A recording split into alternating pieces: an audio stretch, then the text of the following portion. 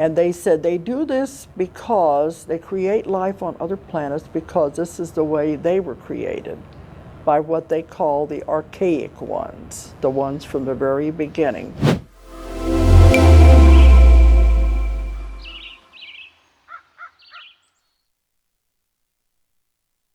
The little grays are not what people think they are. They are robotic creatures. I called them a robot one time, and they said, it's not exactly a robot, it is a biologically created being. And you know, if we get around to making robots, we're going to make them look just like little humans. So the smaller version of the tall gray scientists that are on the laboratory craft. Right? When they travel by shifting their vibrations and frequencies. All they have to do is raise the vibration of the craft. It's like watching a fan blade or a propeller on a plane. When it speeds up, it becomes invisible. That's what happens with them. When they speed up the vibration and frequency of the craft, it will disappear into the other dimension. People have reported seeing a light in the sky will suddenly blink out. And other times they'll see one just appear. That's when they slow down the vibration to come into our atmosphere. This is very hard on them. They don't like to be in our density. This is a very low, dense vibration. They would rather stay out of our atmosphere. So when they have to send the beings down to do the samplings and the testing on the humans and take them, they will always come in the small craft, and you will usually see the little gray beings. The little gray beings have been created to withstand the density of the earth, the heaviness. And that's all they are. To me, they're like, I call them gophers. They're the ones that just do the chores and do what they're supposed to do and take the things back, because it's too hard on their bodies to enter our dimension. Some of the things I'm going to say might sound a little strange, because in my work, I began to have direct contact with the ETs. And that's pretty broad, but they're the ones that have been answering the questions and been telling me what's actually going on during the regressions. They said that the ideal situation would be that the person never remember anything, that they be totally blanked out, because that's the way it's supposed to be. These things have been going on since the beginning of Earth, and many of these people, they have been following them through their life with testings and with helping them their entire life. So it'd be better if they don't remember so they can go on with their life. But they said the problem is nowadays the chemistry of our brain. It's what we're exposed to with the chemicals in our food, the additives, the preservatives, and the pollutants in the air, the environment, how it affects the body. If the person is on any kind of drugs, medications, or alcohol, it affects the chemistry of the brain, so that the information that comes through is distorted. They are remembering an event like a dream. They're not remembering it the way it actually happened. They are remembering it with a distorted view of what they think happened. And then you bring in fear because they don't understand it. And they said fear is the strongest emotion that humans have. And when you bring in the fear, it colors the whole experience. So, like they have these support groups, I've been to some of them, and to me, I don't think it's therapy. It's just each one's fear playing off the other person's fear. So when I began doing the session, in my technique, I'm able to get the conscious mind, the emotions out of the way, so that doesn't interfere with what we're getting. You get into the deeper part of the person, you get the real meaning of what's happening. And when that happens, they'll wake up and say, well, if that's what happened, I can handle it. And then we can get therapy. And it's never the fear-based things that the other therapists are coming up with. But when I was working on this for quite a while, the ETs began coming through these people, because I work in the deepest possible level of trance. they would come through and they'll say, "You're the one we're supposed to give the information to. What do you want to know?" So they have been telling me everything about what happens with these situations, where they're from, how the ships are powered, everything. And I say, "You don't ever tell me, what do you want to know? Because I want to know everything." I'm so curious. I want to ask lots and lots of questions. All right, in the beginning, I had a lot of missing time cases, which you've probably heard about, where a person has time that's not accounted for. But in some of mine, like the one woman she left work and she was going to get lunch, and the people in the office wanted her to get lunch for them.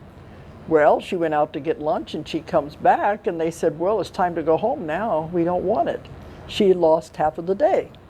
And another time she was going to a party and she got on the freeway. When she gets there, they said, "Well, you could have told us you were going to be late. We're leaving now." She would lose whole blocks of time like that. So when I did the session with her, I found out she was being taken, car and all, off of the freeway. So I asked them, I said, "Can you do that?" And he said, "Certainly, we can do anything." So I said, "Well, why didn't you take the car? Couldn't you have just taken her and left the car there?"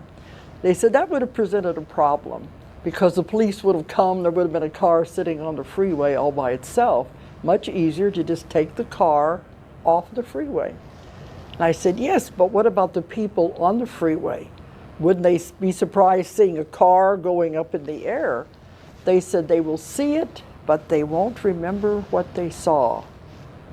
So they are able to manipulate time and space and matter. I've had a lot of cases where people will be driving on a highway and see a huge UFO right over the freeway. They pull off to watch it, and they can't figure out, why does everybody just keep driving? They should be slamming on their brakes and stopping to see what it is, because it's a very individual thing. The sightings and the experiences are only for the person they're intended for. Many people will have experiences and their husband's in bed asleep, and it's not for them, it's just for the one person. So it's a very individual thing. And I've had many of these where they were taken like that. I had a woman in Hawaii who was at a convention, and she wanted to drive down to a hotel on the ocean to have dinner. She was driving down there and she missed the entrance to the hotel. And she went up a little further to turn around and go back. And when she did, she found this beautiful mobile home park with palm trees and flowers. She turns in to go around and go back. The next instant, she was on the other side of the island, going the opposite direction, and it was night. And later she went back to see if she could find this place again, and she never could find it. So she wanted to know what happened. So when I took her under, they said she drove in, and they took her up in a beam of light, the car and everything, onto the UFO. But I said, but what about this place, because she couldn't find it. They said, "Oh, we just created a place for her to see, something beautiful, she would feel safe going in and turning around."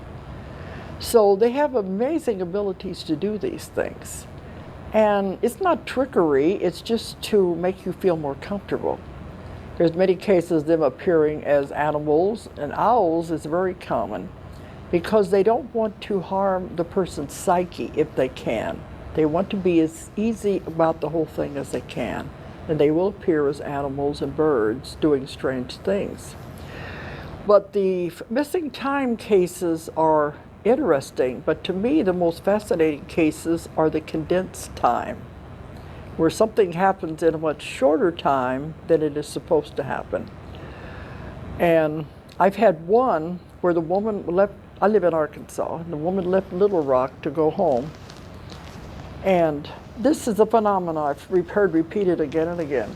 She's driving at midnight to go home. She's driving down the freeway, and there's no other cars anywhere. You got a 6-lane freeway, no sign of life.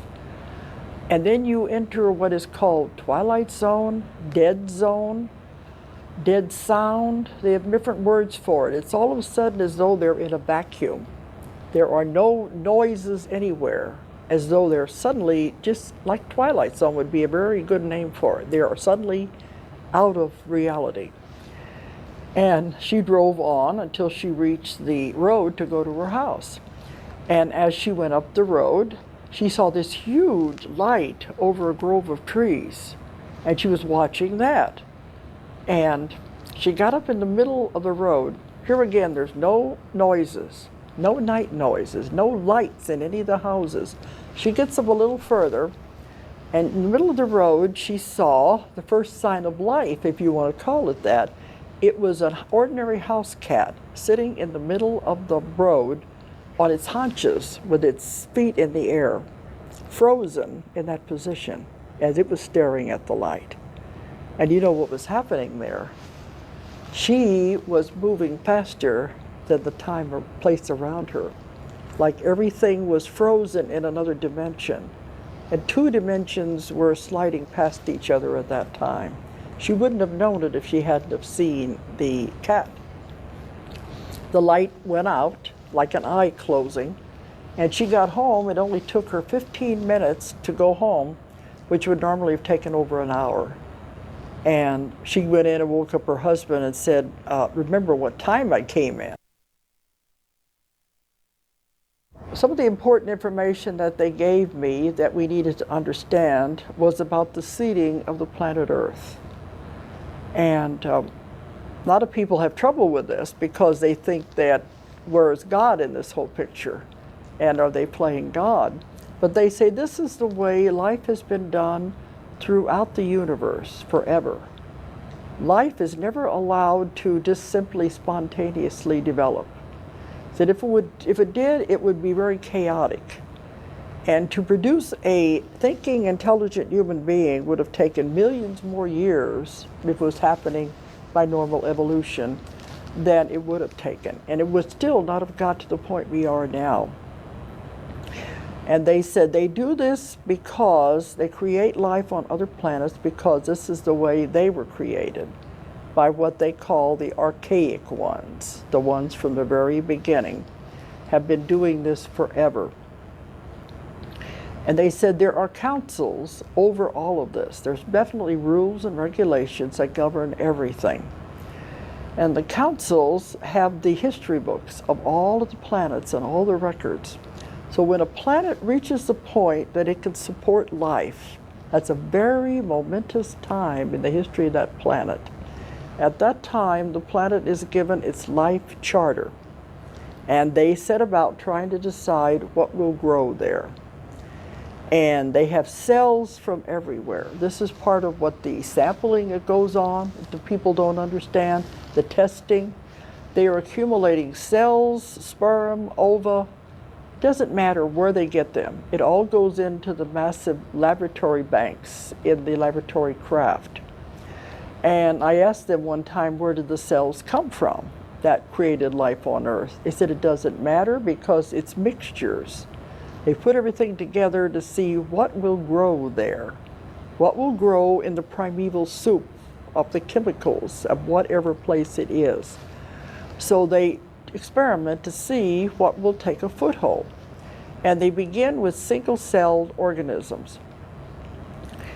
And they hope that it will take hold and begin to clump together to form a multi-celled organism. They said you would be surprised what you could have looked like. But imagine the amount of time this would take. It'd be eons of time as all of this happened. In that time, they're coming back from time to check on everything. It's really like Star Trek. They have their assignments and they go and check on different planets and the different stages of development and then give it a little nudge here and there. But by the time it developed animals, then it was time to decide which animal will we manipulate the DNA so it can become a thinking human being. This is the ultimate, is to become intelligent and be able to function. So they chose the ape because it had the greatest brain capacity and also it had the hands. You would have to have hands to make tools, to build a civilization. So they chose that one and they began to manipulate the DNA to eventually turn it into a human being. And they said you will never find the missing link because there isn't any. It jumped generations so fast. And eventually it became developing. In my work, I have had people go back to lifetimes when all of this was happening, and they were half animal and half man as they went through the evolution. And imagine the patience of these people to be doing this over millions of years as it develops.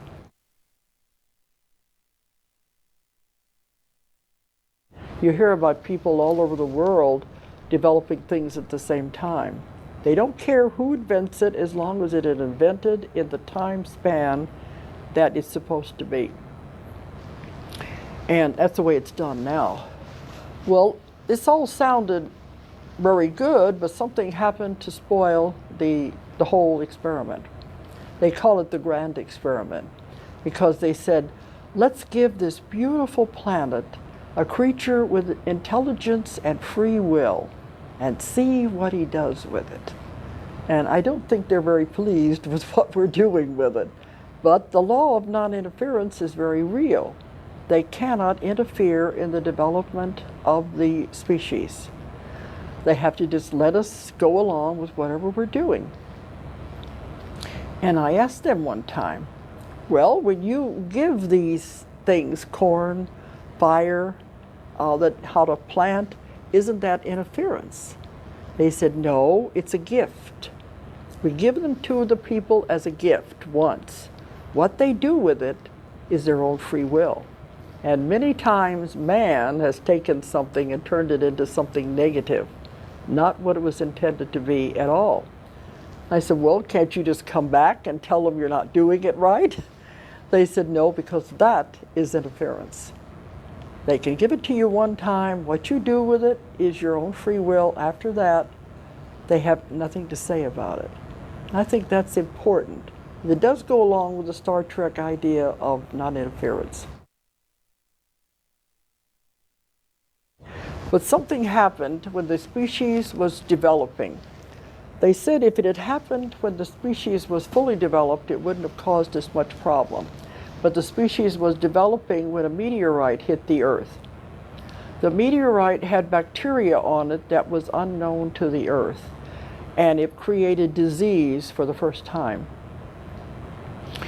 And the developing species couldn't handle it. So they were very upset about it because they knew for the first time their experiment would be limited. It would have disease and that it would die. This was not the way it was supposed to be. It was supposed to be live as long as you want like they do and have no disease. This meteorite brought the bacteria that the species were not compatible with. They went back to the council and said, now what do we do? Do we throw the whole thing out and start over again? Or do we let it continue to develop the way it's been developing? It was decided to allow it to continue to develop because so much time and effort had been put into it, not to keep it from happening. But they knew it would never be the perfect species it was supposed to be. The reason I'm telling you this is because it will explain the testing and the things that people find so negative, they don't understand. Now they are doing the testing on people because they're still trying to get us back to that perfect species we were supposed to be in the beginning. They're very concerned about the increase in cancer, about the effects of the environment and our food on the human body, and they know it's not helping the human body. So they do the constant testing, and many different generations. I've worked with people where the grandmother, the mother, everybody in the family have been part of this. Now, a lot of them don't know it consciously. They're following the generations and as their development.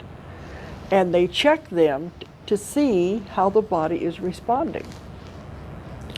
And when they're doing this, they are also trying to find cures for these different diseases people have. And they're manipulating the DNA in the people's body so they can resist disease, and also they are extending our lifespan. So I don't find anything negative in any of this.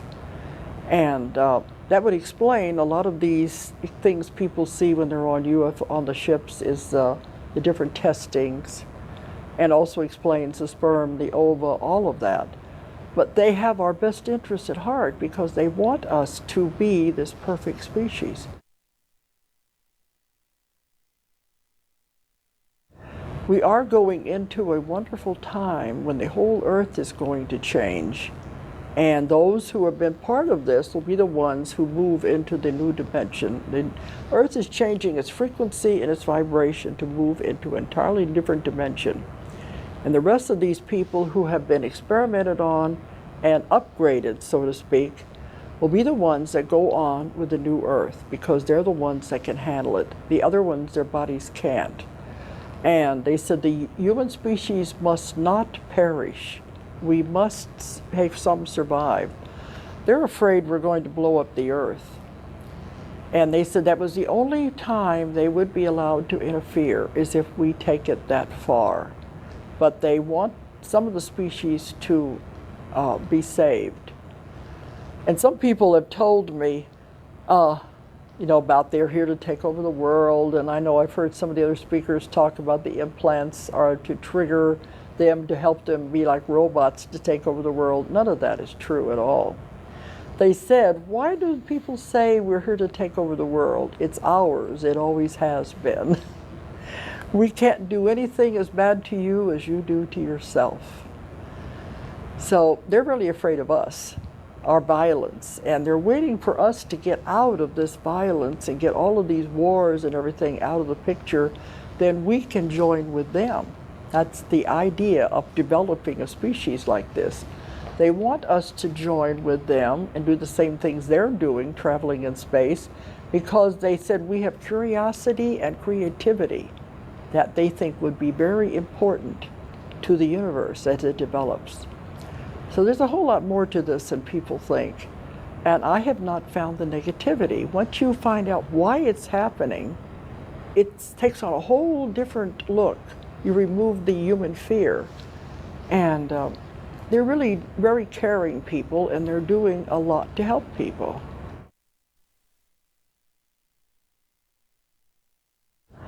People have asked me if I had any contact with them. Only through the people I work with, and they're very personal. They have changed my diet. They've taken care of me and advised me on where to go and where not to go, so I consider them as friends. But they've asked me if I've seen them.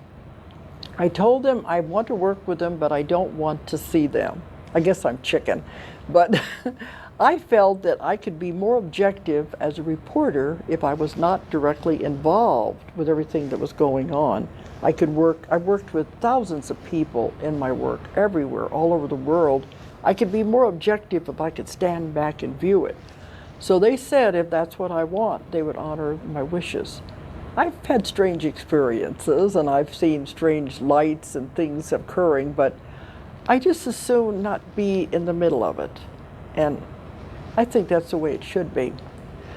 I call them they, but they are huge groups. There are many different types, and there are many different types of craft.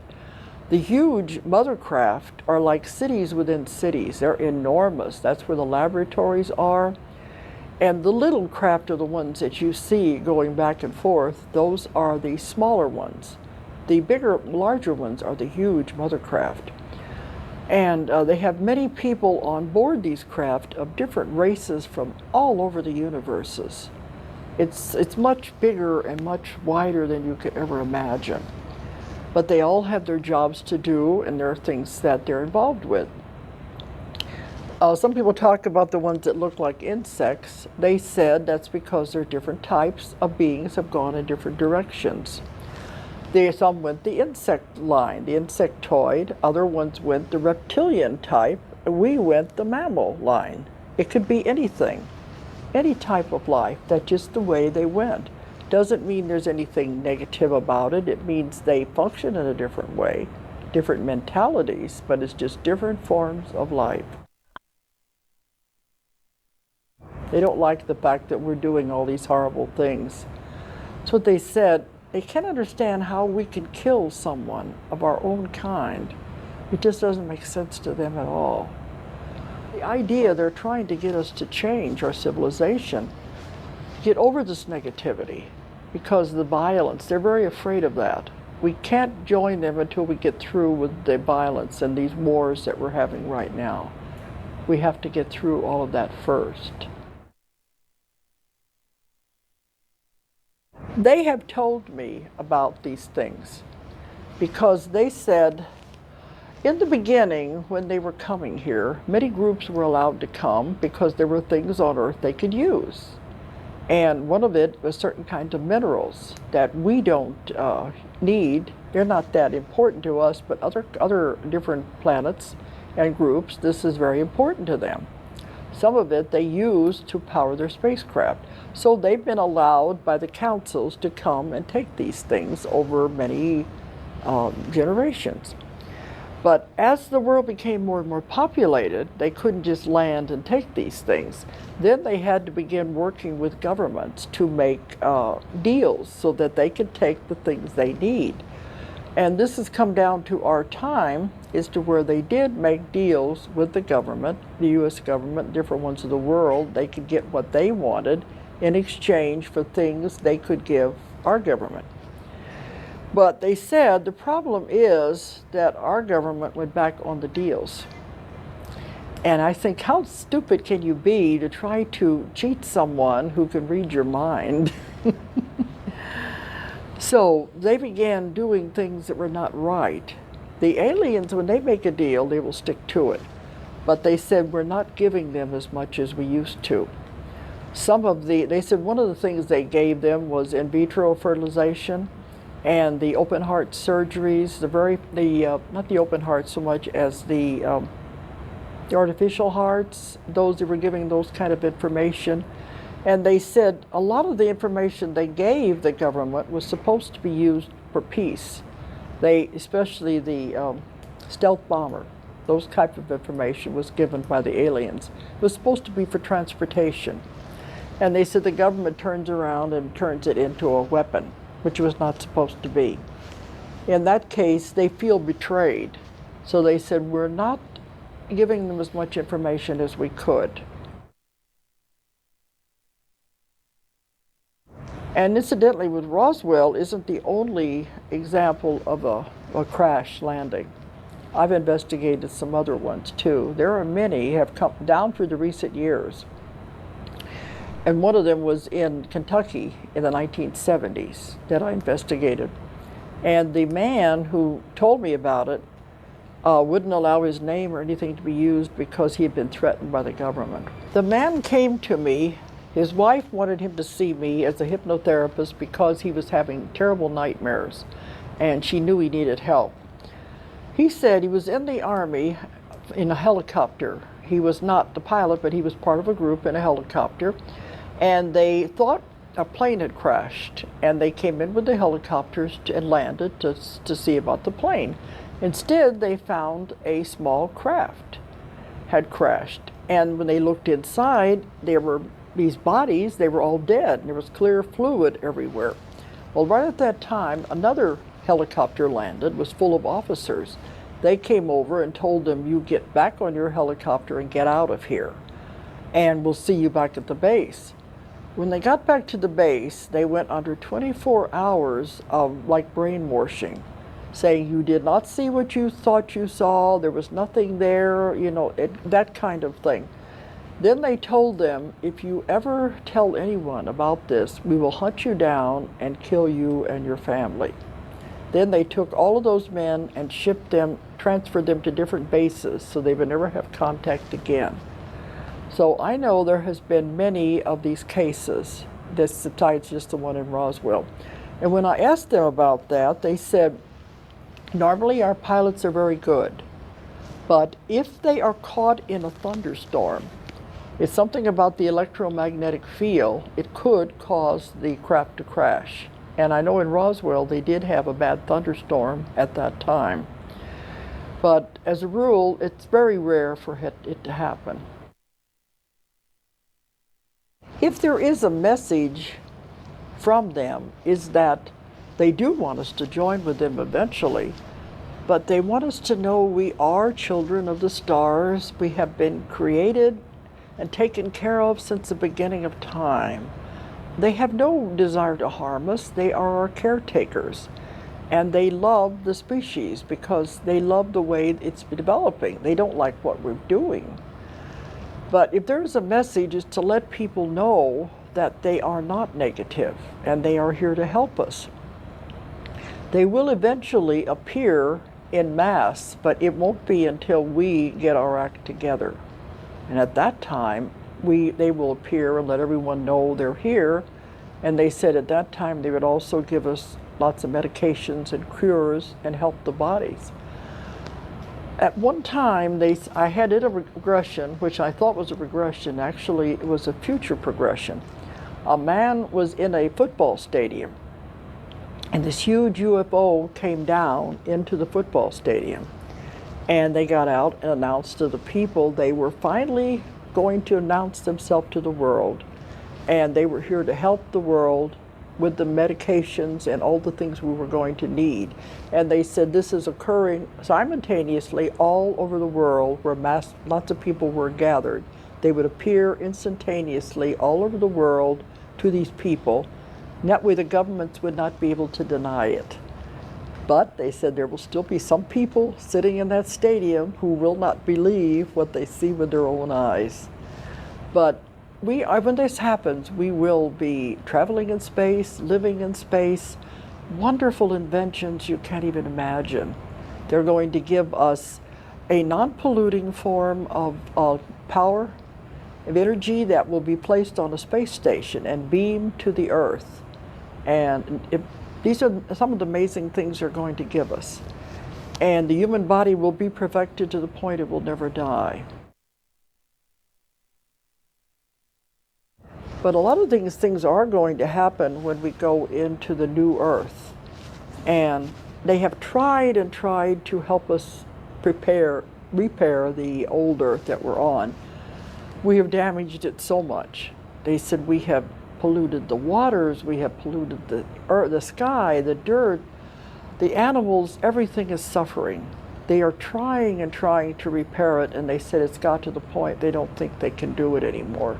They want people to do it, but people are not getting the message, and they're not going to get it fast enough before everything is just going to come to a head, and it won't be able to handle it anymore. This is what some of the earth changes are happening now. The tsunami in Indonesia is the beginning of this. There will be many, many more after this because the earth itself is rebelling. The earth itself is a living being, and it will come back at us. They said like a dog shaking off fleas, it will rebel. It's done it before many, many times. And if we don't get our act together, it will do this major shift. And they said they don't think there's time. They can't interfere to a certain extent. They have tried to send energy into the earth, but it's not going to be enough. This is why we are going to be shifting into what is called the new earth, a different frequency and vibration. And the whole earth will shift into another dimension.